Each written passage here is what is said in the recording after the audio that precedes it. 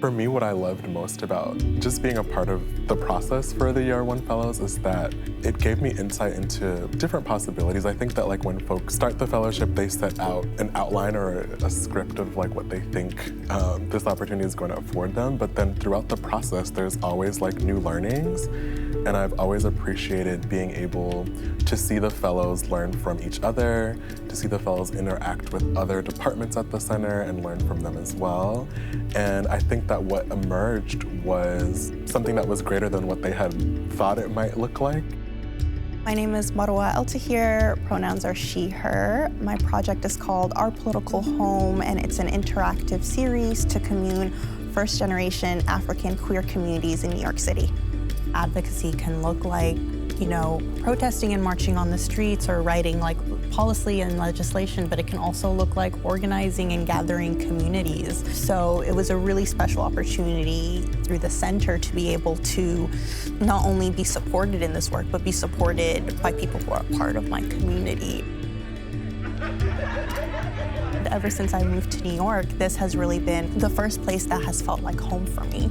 And the reason for that is because I'm able to show up as all parts of myself and still find my chosen family. And so really the intention of my project was to speak to that young Sudani girl and tell her she's not alone and be able to create real spaces for communing, really create just like a digital archive and remembrance of our stories, because I truly believe in the power of the archive when I see such strong testaments of queer history throughout the 60s and 70s and 80s that continue to inspire my work today. Over the past few years, I started gravitating towards visual storytelling specifically and photography. I'm Jodi Nicole. My pronouns are they and them, and my fellowship project is From the Front Lines, a book of documentary photography, creative portraits, and visual art featuring Black and brown LGBTQ people.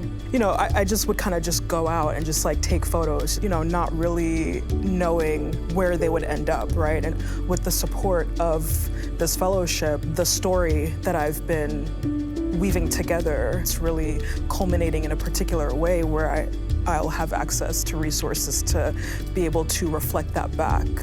With my project, I'll be exhibiting these photos for really the first time ever. In society, I think like the cultural production of Black, trans, and queer people is like so often exploited, and there's just always like a level of extraction. And I really feel like something like this fellowship is intervening. Definitely feel like we're in good hands.